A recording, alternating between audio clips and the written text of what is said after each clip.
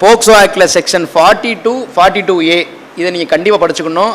எனக்கு என்னமோ இந்த 42, 42Aல தான் உங்களுக்கு கேள்வி வரும்னு நினைக்கிறேன். இந்த ஆஸ்பெக்டில் ஒரு ஜட்ஜ்மெண்ட் ரீசெண்டாக சொல்லியிருக்காங்க.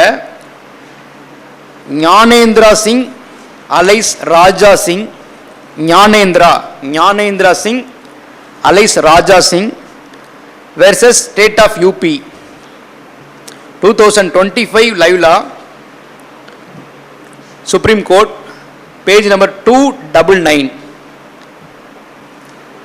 இந்த ஜட்ஜ்மெண்ட்டில் தான் இந்த 42வையும் 42Aவையும் டிஸ்கஸ் பண்ணுறாங்க. அதில் என்ன சொல்கிறாங்கன்னா, போக்சோ ஆக்டில் என்னென்ன ஆக்ட்லாம் கவர் ஆகும்னா IPC, CRPC, information technology act, இன்னொன்று என்னது JJ ஆக்ட். இந்த 4 ஆக்டும் இன்எக்ஸ்ட்ரிகபிளி மிக்ஸ்டு வித் அதுக்குள்ளே அப்படி இருக்குது. இப்போ இந்த 4 ஆக்டும் கவர் ஆகிற மாதிரி 4 ஆக்ட் சொல்ல முடியாது. CRPC வந்து ப்ரொசீஜரல் லா. இந்த 3 ஆக்ட்லையும் கவர் ஆகிற மாதிரி ஒரு அஃபென்ஸ் நடக்குன்னா, which act provides greater sentence that should be awarded by the trial court. இதுதான் பாயிண்ட் இந்த ஞானேந்திரா சிங் கேஸில். அதுக்கப்புறம் ஒரு முக்கியமான கேஸு, அது பார்த்தீங்கன்னா இந்த போக்சோ ஆக்டில் ஒரு ஒரு பயங்கரமான ஒரு பேனிங் இஷ்யூவாக இருந்துச்சு. சைல்டு ப்ரோனோகிராஃபி இருக்குது பாருங்கள். இந்த சைல்டு ப்ரோனோகிராஃபி பார்க்குறது தப்பு இல்லை அப்படின்னு நம்ம மெட்ராஸ் ஹைகோர்ட் சொல்லிச்சு. ஹரிஸ் வெர்சஸ் ஸ்டேட் அந்த ஜட்ஜ்மெண்ட் பேர். நம்ம ஹைகோர்ட் சொன்ன மாதிரியே கேரளா ஹைகோர்ட்லையும் சொன்னாங்க. But Supreme Court said no. 200 பக்க ஜட்ஜ்மெண்ட். இந்த ஜட்ஜ்மெண்ட் உங்களுக்கு ஒரு கேள்வி வரும். இதில் வந்து 9 கைட்லைன் கொடுத்துருக்காங்க சுப்ரீம் கோர்ட்டில். இந்த ஜட்ஜ்மெண்ட் பேர் நோட் பண்ணிக்கோங்க. Justice rights for children alliance, justice rights for children alliance versus S Harish. இதில் முக்கியமாக என்ன சொல்கிறாங்கன்னா, இந்த சைல்டு ப்ரோனோகிராஃபின்ற வேர்டு எங்கே இருக்குது பார்த்தீங்கன்னா, செக்ஷன் 15ல் இருக்கா 14ல் இருக்கா? போக்சோ ஆக்டில் செக்ஷன் 15ல் இருக்கா ப்ரோனோகிராஃபி? இப்போ இந்த ப்ரோனோகிராஃபின்ற வேர்டு இருக்குது பாருங்கள். இந்த வேர்டை ஜட்ஜ்மெண்ட்டில் யூஸ் பண்ணக்கூடாது அப்படின்னு கோர்ட்டுக்கெலாம் ஒரு டைரக்ஷன் கொடுக்குறாங்க. இந்த சைல்டு ப்ரோனோகிராஃபின்ற வேர்டை நீங்கள் யூஸ் பண்ணக்கூடாது அப்படின்னு சுப்ரீம் கோர்ட் வந்து ஒரு கைட்லைன் கொடுக்குறாங்க. அதுக்கு பதிலாக என்ன யூஸ் பண்ணணும்னா CSEAM எழுதிக்கோங்க. CSEAM இதுக்கு என்ன அப்ரிவேஷன் பார்த்தீங்கன்னா, சைல்டு செக்ஸுவல் எழுதிக்கோங்க. Child sexual exploitative and abuse material. இந்த வேர்டு தான் பயன்படுத்தணும். ஸ்டாச்சூட்டில் இருக்கிற ஒரு வேர்டவே நீங்கள் யூஸ் பண்ணக்கூடாதுன்னு supreme court has given guideline. கோர்ட்டுக்கு மட்டும் சொல்லலை, சென்ட்ரல் கவர்மெண்ட்டுக்கும் கைட்லைன் கொடுக்குறாங்க. இந்த செக்ஷன் 15ல் as soon as possible நீங்கள் ஒரு அமெண்ட்மெண்ட் கொண்டு வந்து இந்த வேர்டை இன்சர்ட் பண்ணுங்கள் இன்ஸ்டெட் ஆஃப் சைல்டு ப்ரோனோகிராஃபின்றாங்க. இது ஒரு முக்கியமான தீர்ப்பை நான் பார்க்குறேன். இந்த சைல்டு ப்ரோனோகிராஃபி இருக்குது பாருங்கள், இதை வந்து மியர் வாட்சிங் இஸ் நாட் அன் அஃபென்ஸ் சொன்னாங்கல்ல, அது சுப்ரீம் கோர்ட் செட் நோ. அதை எப்படி அவங்க அதை இன்டர்பிரட் பண்ணுறாங்கன்னு பார்த்தீங்கன்னா, எழுதிக்கலாம் எல்லாரும். Storage of child pornography, storage of child pornography without deletion or reporting indicates intention to transmit constitutes POCSO act offence. நீங்கள் டிரான்ஸ்மிட் பண்ணலைன்னா கூட பரவாயில்ல, நீங்கள் வந்து டவுன்லோட் பண்ணி உங்கள் செல்ஃபோன்லேயே வச்சுருக்கீங்க, without reporting to the authority R deletion. Download பண்ணிட்டீங்க, ஒன்று இதை அழிச்சிருக்கணும் உடனே, இல்லை இந்த மாதிரி எனக்கு வந்துருச்சு அப்படின்னு ரிப்போர்ட் பண்ணியிருக்கணும். இது ரெண்டையும் பண்ணாமல் நீங்கள் வச்சுருந்தா கூட your intention is amounting to transmit அப்படின்னு இன்ஃபர் பண்ணி இட் பிகம்ஸ் அன் அஃபென்ஸ்ட்டாங்க. அடுத்த point, knowingly watching child pornography over internet without downloading. இது பாருங்க, இதை நீங்கள் டவுன்லோடே பண்ண தேவையில்லை, நீங்கள் வாட்ச் பண்ணாலே அஃபென்ஸ். இது எப்படி அவங்க இன்ஃபர் பண்ணுறாங்க, இன்டர்பிரட் பண்ணுறாங்கன்னா எழுதிக்கலாம், knowingly watching child pornography over internet without downloading amounts to possession under the POCSO Act. One who possesses the child pornography, it is an offense. இப்போ நீங்கள் வந்து டவுன்லோடே பண்ணலை, you are keep on watching without downloading, it amounts to possession. It is an offense under section 15 of the POCSO Act.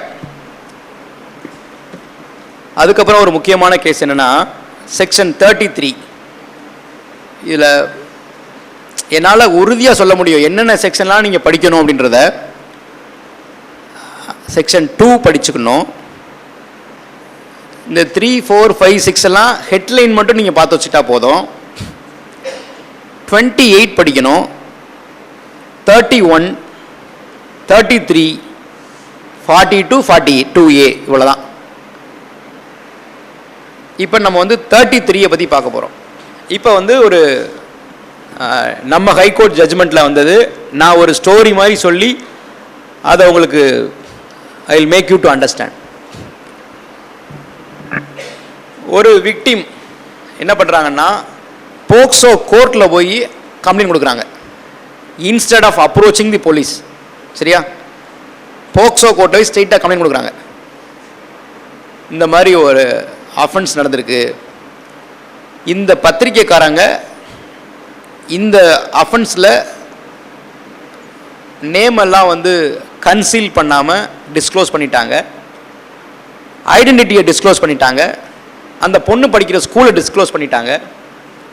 So it is an offence அப்படின்னு வர்றாங்க அவங்க. It is a mandatory violation as per section 24ன்னு வர்றாங்க.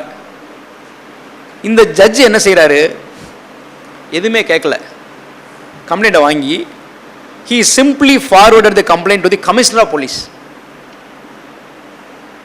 with the direction to direct the Inspector of Police to register FIR. பண்ணிடுறாரு. FIR போட்டாச்சு. That FIR was put to challenge before the single judge of the Madras High Court. என்ன point எடுக்கிறாங்கன்னா, police approach பண்ணியிருக்கணும் 154 class 1 CRPCயில் jurisdictional police ஸ்டேஷனுக்கு அவங்க போய் complaint கொடுத்துருக்கணும். அங்கே action இல்லைன்னா 154 கிளாஸ் 3ல் சூப்பரண்டருக்கோ கமிஷனருக்கோ அப்ரோச் பண்ணியிருக்கணும். அங்கேயும் ஆக்ஷன் இல்லைனா தான் அவங்க கோர்ட்டுக்கு வந்திருக்கணும். So section 154(1), section 154(3) are not complied with. At this juncture, mere forwarding the complaint and registering the FIR is illegal னு அவங்க ஒரு ப்ளீ எடுக்கிறாங்க FIR குவாஸ்டில். இது கரெக்டா? இப்போ நம்ம போலீஸுக்கு தான் போகணும் அப்படின்னு சொல்கிறோம் 154 கிளாஸ் 1ல் 154 கிளாஸ் 3ல். இப்போ நான் போலீஸ்க்கே போகலை, ஸ்ட்ரெயிட்டாக மேஜிஸ்ட்ரேட் கோர்ட்டில் போய் நான் கம்ப்ளைண்ட் கொடுக்குறேன், மேஜிஸ்ட்ரேட் என்னை ரிஜெக்ட் பண்ணிடலாமா? அப்படி ஏதாவது பார் இருக்கா? ஒரு ஸ்டாச்சுட்டரி இன்டர்டிக்ட்டும் கிடையாது. I can straight away approach the jurisdictional magistrate without approaching the police authority because there is no bar in the statute. There is no provision mandating me to approach the police. நான் ஸ்ட்ரெயிட்டாகவே போய்க்கலாம், இப்படி ஒன்றும் பாரே கிடையாது. அப்படி ஜட்ஜ்மெண்ட்லாம் இருக்குது. இந்த கேஸில் என்னன்னு பார்த்தீங்கன்னா, இப்படி கமிஷனர்கிட்ட போயிட்டாங்க, கமிஷனரும் ஸ்ட்ரெயிட்டாக எஃப்ஐஆர் போட சொல்லிட்டாரு. இதுக்கு முன்னாடி அவங்க அங்கே போனதாகவோ இல்லை, ஸ்ட்ரெயிட்டாக கோர்ட்டுக்கு வந்தது தப்புன்னு ஒரு ப்ளீ எடுக்கிறாங்க. அப்போ நம்ம Madras high court took inspiration from section 33. A special court may take cognizance of any offence without the accused being committed to it for trial upon receiving a complaint of facts which constitute such offence. புரியுதா? Upon receiving a complaint of facts which constitute an offence. 2 வகையாக cognisance இருக்கலாம். இது வந்து committal கிடையாது. ஏன்னா இந்த special court which has cognisance power to take cognisance straight away without any committal. கமிட்டலுக்கு என்ன ப்ரொவிஷன் சிஆர்பிசியில்? கமிட்டல் பண்ணுறதுக்கு 209 சிஆர்பிசி 209 சிஆர்பிசியில் மேஜிஸ்ட்ரேட் கமிட் பண்ணணும். In a case where the offences are seen to be exclusively triable by sessions judge na, the case has to be committed to the sessions court. In the case POCSO கேஸ்லாம் வந்து it is like sessions offence தான். ஏன்னா sessions court கேடரில் உள்ள ஜட்ஜை தான் special ஜட்ஜாக இங்கே appoint பண்ணுறாங்க. இங்கே committal இருக்கான்னா இல்லை. ஏன் இல்லைன்னா செக்ஷன் 33 பிரகாரம் the special court can take cognisance straight அவே. சரியா? இப்போ 2 வகையில் எடுக்கலாம். there are 2 remedies. One is by filing a complaint of facts which constitute the offence. The other is by filing final report. சரியா? அவர் என்ன பண்ணியிருக்கணும்? அந்த கம்ப்ளைண்ட்டை வாங்கி காக்னிசன்ஸ் எடுத்துருக்கணும். ஆனால் அவர் என்ன பண்ணிட்டாரு? ஃபார்வர்ட் பண்ணிட்டாரு. இந்த ஃபார்வர்ட் பண்ணுறது சரியா தப்பா அப்படின்றது தான் கேள்வி. அது வந்து இல்லீகாலிட்டியா இர்ரெகுலாரிட்டியா? irregularity. Illegality என்ன? Irregularity என்ன? Irregularity which will not vitiate the entire proceedings, but illegality which vitiate the entire proceeding. இவ்வளவுதான் பாயிண்ட். 461 462ல சிஆர்பிசியில் இருக்கும். எதெல்லாம் irregularity, எதெல்லாம் இல்லீகாலிட்டி அப்படின்னு அவங்க கேட்டகரைஸ் பண்ணியிருப்பாங்க, கேட்டலாக் பண்ணியிருப்பாங்க. இப்படி தான் நம்ம அதை பார்க்கணும். இந்த particular act of the trial judge, whether it will come under the purview of irregularity or illegality na expressa சொல்லல. எங்கேயும் எஃப்ஐஆர் போட்டாச்சு, எல்லாம் பண்ணியாச்சு. நம்ம ஹைகோர்ட்டில் இது என்ன சொல்லிட்டாங்கன்னா, it is mere irregularity. The special judge can take cognizance upon receiving a complaint. When that being so, merely forwarding the complaint which does not amount to illegality ன்னு சொல்லி முடிச்சிட்டாங்க. ஜட்ஜ்மெண்ட் பேர் எழுதிக்கலாம் நீங்க. நியூஸ் தமிழ் 24/7 வெர்சஸ் ஸ்ருதி திலக். ஸ்ருதி Tilak 2025 1 Law Weekly Criminal page 420. அதில் என்ன சொல்லிட்டாங்கன்னா, ஒரு அழகாக ஒரு பாயிண்ட் சொல்கிறாங்க. இந்த பாயிண்ட்டை நீங்கள் எழுதிக்கலாம். The order of the special judge forwarding the complaint to the commissioner of police is mere irregularity. It cannot be treated as illegality. Moreover, there is no bar for the special judge to forward the complaint in the POCSO Act. அதுக்கு ஒன்றும் பார் இல்லை. இந்த மாதிரி கம்ப்ளைண்ட்னா நீ forward பண்ணக்கூடாதுன்னு special ஜட்ஜை T for பண்ணுற மாதிரி ஒரு பார் கிடையாது. சரியா? So the act does not provide any bar for forwarding the complaint in the act. அவ்வளோதான். ரொம்ப அழகாக ஒரு லாஜிக்காக ஒரு ரீசன் சொல்லி முடிச்சிட்டாங்க.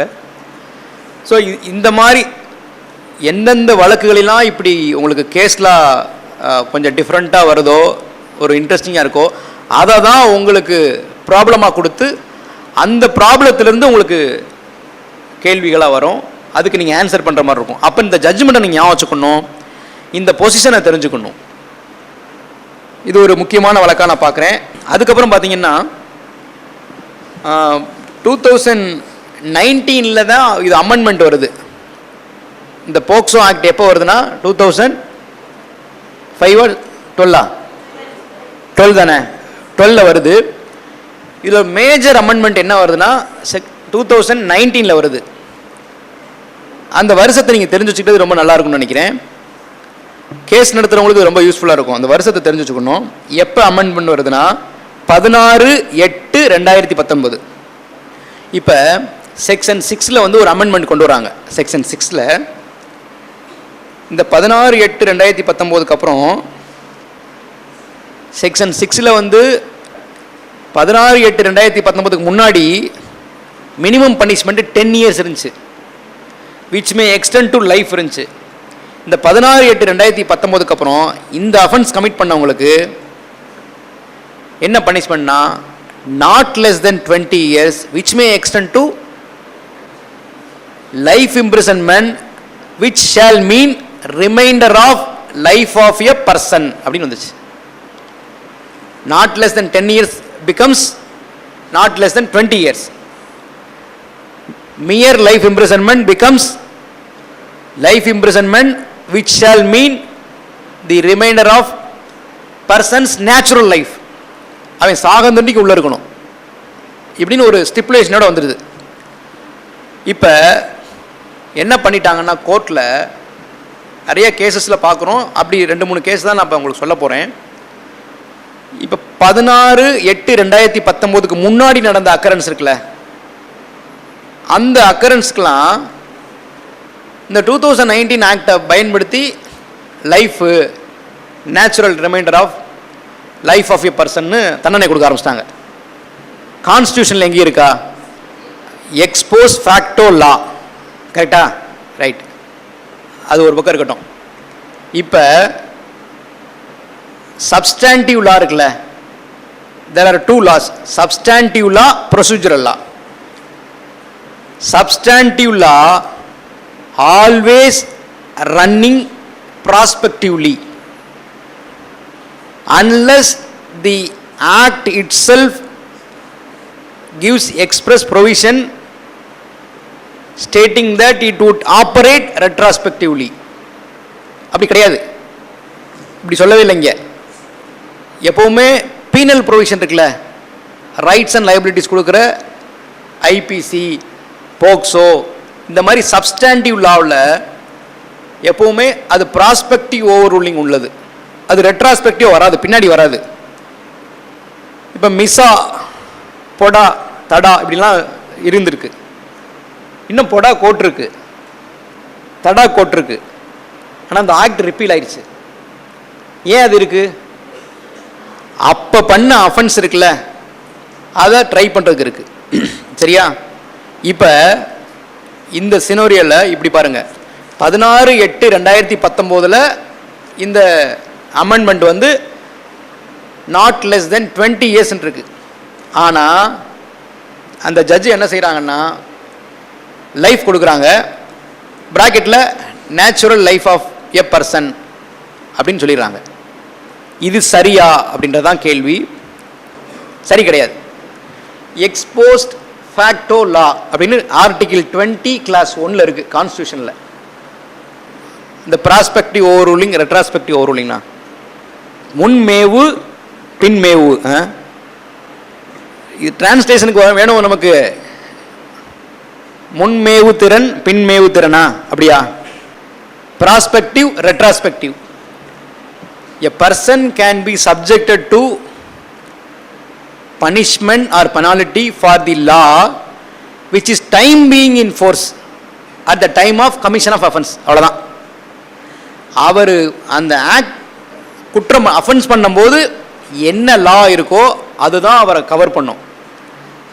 2017 அவர் பண்ண தப்புக்கு செக்ஷன் 6 பிரகாரம் maximum sentence life imprisonment, simple sitter. Minimum sentence 10 years. 16/8/2019 அப்புறம் அவர் தப்பு பண்ணியிருந்தாருன்னா தான் இந்த அமெண்ட்மெண்ட் ஆக்ட் வந்து அவருக்கு அப்ளை ஆகும். சரியா? இதை உங்களை கன்ஃபியூஸ் பண்ணுறதுக்காக இப்படி ஒரு ப்ராப்ளம் கேட்குற வாய்ப்பு இருக்குது. 17/8/2019 அன்று இவர் இந்த குற்றம் புரிந்தார், அந்த வழக்கிற்கு இந்த இதெல்லாம் தண்டனை, இவரை நீங்கள் எதில் ட்ரை பண்ணுவீங்க, இவருக்கு என்ன பனிஷ்மெண்ட் கொடுப்பீங்கன்னு கேட்பாங்க. So article 20 clause 1 very very important. Ex post facto law note பண்ணிக்கோங்க. அதுக்கப்புறம் prospective over ruling, retrospective over ruling, இந்த 2 பாயிண்ட்டை நீங்கள் எழுதிடணும். அப்புறம் ஒரு போக்சோ கேஸ்ன்னு வச்சுக்கோங்க. அதில் என்னென்னா ஒரு பெனட்ரேட்டிவ் செக்ஸுவல் அசால்ட், சப்சிக்வெண்ட்டாக victim girl got pregnant, subsequently baby delivered, DNA test was conducted, DNA test reveals that the accused is not biological father. இப்படி ஒரு கான்செப்ட் இருக்குது. நம்ம ஹைகோர்ட்டில் அது மாதிரி ஒரு சம்பவம் நடந்துச்சு. 2 கேஸ் வந்துச்சு நம்ம ஹைகோர்ட்டில், ஜஸ்டிஸ் முரளி சங்கர் கோர்ட்டில். ஒரு கேஸு நான் அப்பியர் ஆனது, இன்னொரு கேஸு அட்வொகேட் முத்துமலை அப்பியர் ஆனாங்க. மாரியப்பன் வெர்சஸ் ஸ்டேட்னு ஒரு ஜட்ஜ்மெண்ட்டு, ஐயப்பன் வெர்சஸ் ஸ்டேட்னு ஒரு ஜட்ஜ்மெண்ட்டு. இதில் பொய் வழக்குகள் நிறையா கூடிடுச்சு அப்படின்னு சொல்கிறாங்க. இதுக்கு உதாரணமாக ஜஸ்டிஸ் ஆனந்த் வெங்கடேஷ் என்ன பண்ணாங்கன்னா, ஒரு போக்சோ கேஸு குவாஸ்க்கு வரும்போது அந்த விக்டிமை நான் பார்த்து பேசணும்னு சொல்கிறாங்க. அந்த டேக் வாண்டோ அப்படின்னு சொல்லி ஒரு இதில் ஸ்டூடெண்ட்ஸாக இருக்கிறாங்க. அவங்க வந்து அந்த கோச் மேலே அலிகேஷன் கொடுக்குறாங்க, இந்த மாதிரி என்கிட்ட மிஸ்பிஹேவ் பண்ணார், இன்அப்ராப்ரியேட்டாக என்னை டச் பண்ணியிருக்காருன்னு. கூப்பிட்டு விசாரித்தா அந்த பொண்ணு என்ன கம்ப்ளைண்ட் இருக்குன்னு எனக்கு தெரியாது, இந்த மாதிரி இவங்க அரவிந்து இன்னொருத்தன்னு சொல்ல சொன்னாங்கன்னு சொல்கிறாங்க. இப்படி ஃபால்ஸாக ஒரு கேஸ் கொடுக்குறதா, ஃபால்ஸாக ஒரு இன்ஃபர்மேஷன் ஃபர்னிஷ் பண்ணி ஒரு விக்டிமே இல்லாத ஒருத்தங்களை விக்டிமைஸ் பண்ணுறது இருக்குல்ல, it is an offence under section 22 of the POCSO act. ஒரு பொய் வழக்கு கொடுக்கறது, பொய்யா ஒருத்தங்களை விக்டிமா இல்லாதவங்களை விக்டிம் ஆக்குறது இருக்குல்ல, with the intent to humiliate or defame a person, it is an offence. அந்த கேஸை குவாஷ் பண்ணிவிட்டு யார் அந்த பொண்ணை டியூட் பண்ணி இப்படிலாம் சொன்னாங்களோ அவங்க மேலே செக்ஷன் 22 எஃப்ஐஆர் போட்டு ப்ரொசீட் பண்ணுங்கட்டாங்க. தாமோதரன் வெர்சஸ் ஸ்டேட்னு ஒரு ஜட்ஜ்மெண்ட், நான் பின்னாடி அதை சொல்கிறேன். இப்போ நம்ம இதுக்குள்ளே வந்துடலாம், ஐயப்பன் கேஸ்க்குள்ளே. இந்த கேஸ் பார்த்தீங்கன்னா நான் ஒரு 3-4 வழக்கு இந்த மாதிரி நான் ஹேண்டில் பண்ணியிருக்கேன். ரொம்ப ஆச்சரியமாகவே இருந்துச்சு. இதில் ரொம்ப ஆச்சரியமானது ஐயப்பன் கேஸ் தான். அந்த வழக்கில் விக்டிமோட அத்தை பையன் அவன் அக்யூஸ்டு. அவர் ஸ்பெசிஃபிக்காக சொல்கிறாங்க, ஒருத்தன் தான் இதுக்கு responsible. He committed aggravated penetrative sexual assault on me so that I got pregnant, I delivered a baby, that is male baby, so take action against him. FIR போட்டாச்சு, ரிமாண்ட் பண்ணியாச்சு, உள்ளே போயிட்டார், வெளியே வந்துட்டார். டிஎன்ஏ பண்ணலை. ஹைகோர்ட்டுக்கு வேறு ஒரு அட்வொகேட்டை வச்சு இங்கே ஒரு டைரக்ஷன் மூவ் பண்ணுறாங்க. Accused is ready to subject himself for DNA test. Investigation is over, but the investigation agency has not taken any effort to conduct DNA test. I am ready னு வர்றாரு. அப்படி ஒரு வர்றவரை டிஎன்ஏ டெஸ்ட்க்கு அனுமதிக்கலாம் அப்படின்னு ஒரு section இருக்குது சிஆர்பிசியில், section 53A, அதான் கரெக்டுன்னு சொல்கிறாங்க. 53A பிரகாரம் ஹைகோர்ட்டில் ஒரு டைரக்ஷன் கேட்குறாங்க.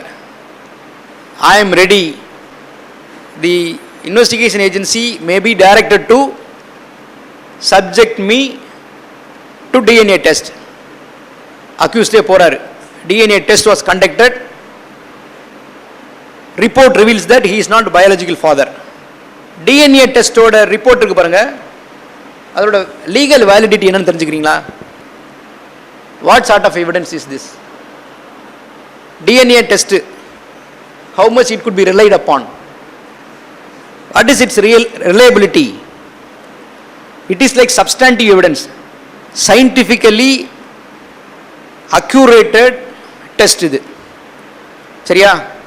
99.99% அக்யூரேட்டாக இருக்குமா? அந்த டெல்லியில் ஒரு கேஸ் இருந்துச்சுல, அது பேர் என்ன பேர்? அது பேர் டெல்லியில் ஒரு ரேப் நிர்பயா கேஸ் இருக்குல்ல, நிர்பயா கேஸில்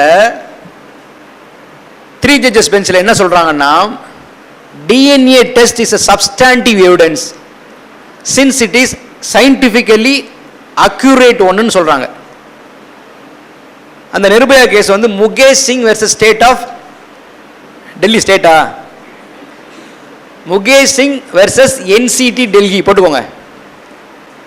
2016-15 முகேஷ் சிங். இந்த ஜட்ஜ்மெண்ட்டில் டிஎன்ஏ டெஸ்ட்டை பற்றி சொல்கிறாங்க. இது ரொம்ப சயின்டிஃபிக்கலி அக்யூரேட்டாக இருக்கும், அதை சப்ஸ்டாண்டிவ் எவிடன்ஸ் மாதிரி வச்சுக்கலாம். Because it clearly clinches who is the accused. அப்படி இருக்கும்போது நான் சொன்ன இந்த கேஸில் டிஎன்ஏ டெஸ்ட்டில் இல்லைன்னு வந்துடுது. I filed a discharge petition before the Sessions Court, that is POCSO court. That was dismissed. இங்கே ரிவிஷனில் வர்றோம். ரிவிஷனில் வந்து சோல் பாயிண்ட் அதுதான், ரிவிஷன் ஸ்டூட் அலவுட். இது மாதிரி அந்த மாரியப்பன் கேஸில் என்னென்னா டிஎன்ஏ டெஸ்ட் நடத்தி அவர் இல்லைன்னு வந்திருக்கோம். ஈவன் தென் இந்த trial court proceeded to convict him. அப்பீலில் வந்தோடனே அந்த சென்டென்ஸ் எல்லாம் செட்டசைட் பண்ணிவிட்டு ரீட்ரையல் ஆர்டர் போட்டாங்க, இன்வெஸ்டிகேஷன் ஆர்டர் போட்டாங்க. ஸோ இந்த மாதிரி உங்களுக்கு ஒரு ஃபேக்சுவல் மேட்ரிக்ஸில் ஒரு ப்ராப்ளம் வந்துச்சுன்னா டிஎன்ஏ மட்டும் வச்சு கன்விக்ட் பண்ண முடியாது. ஒருவேளை அந்த பொண்ணே சொல்லியிருந்தா கூட இங்கே என்ன ஆர்கியூ பண்ணாங்கன்னா 164 ஸ்டேட்மெண்ட் அவங்க ரொம்ப கிளியராக சொல்லியிருக்காங்க, 161 ஸ்டேட்மெண்ட்டில் சொல்லியிருக்காங்க, இந்த மாதிரிலாம் ஆர்கியூ பண்ணாங்க. But all that goes against the so called substantive evidence of DNA test. அப்போ அவங்க விக்டிமோட reliability which is under stake. So DNA டெஸ்ட்டை மட்டும் வச்சு ஒரு கிரிமினல் கேஸை டிசைட் பண்ண முடியாது அப்படின்னு ஒரு ஜட்ஜ்மெண்ட் இருக்குது. அதுதான் நீங்கள் இப்போ நோட் பண்ணிக்க போகிறீங்க. அம்மாவாசி வெர்ஸ் alias Azhagarsamy. Ammavasi AMMAVASI alias Azhagarsamy versus state 2025 1 Law Weekly Criminal 416. இந்த ஐயப்பன் கேஸும் ரிப்போர்ட் ஆயிருக்கு. Ayyappan versus state 2025 2 Law Weekly Criminal page 275. அப்புறம் பார்த்தீங்கன்னா இன்னொரு முக்கியமான ஜட்ஜ்மெண்ட் என்னென்னா, இந்த மேக்ஸிமம் பனிஷ்மெண்ட் இம்போஸ் பண்ணுறோம்ல, இப்போ இந்த ஆக்டில் பார்த்தீங்கன்னா மினிமம் பனிஷ்மெண்ட் ஒன்று இருக்கும். Not less than 10 years which may extend to life இருக்கும். Not less than 20 years which may extend to life within bracket remainder of persons natural life இருக்கும். இப்போ இந்த மேக்ஸிமம் பனிஷ்மெண்ட் இருக்குல்ல, மேக்ஸிமம் பனிஷ்மெண்ட் கொடுக்குறதுக்கு என்ன criteria வேணும், என்ன பார்க்கணும் ஒரு ட்ரையல் ஜட்ஜு? இப்போ நீங்களாம் டிஸ்ட்ரிக்ட் ஜட்ஜ் ஆக போகிறீங்க.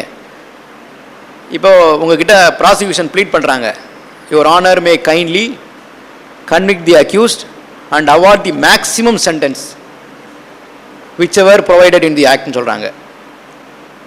என்ன நீங்கள் பார்ப்பீங்க? 2 ஃபேக்டர் பார்க்கணும் நீங்கள். Aggravating circumstances or aggravating factors. எழுதிக்கோங்க. Aggravating circumstances or aggravating factors.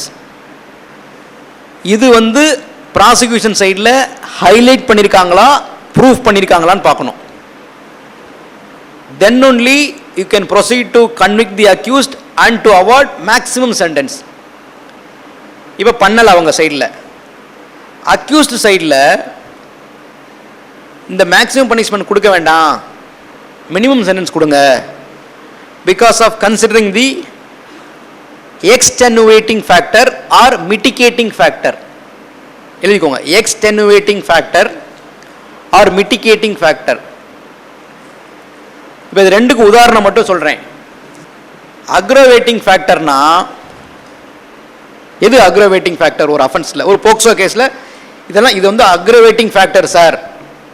அந்த கிரைம் இருக்குது பாருங்கள், அந்த அஃபென்ஸ் இருக்குல்ல, அந்த இதை நம்ம கேள்விப்பட்ட உடனே, அதை பார்த்த உடனே it should shakes our conscience.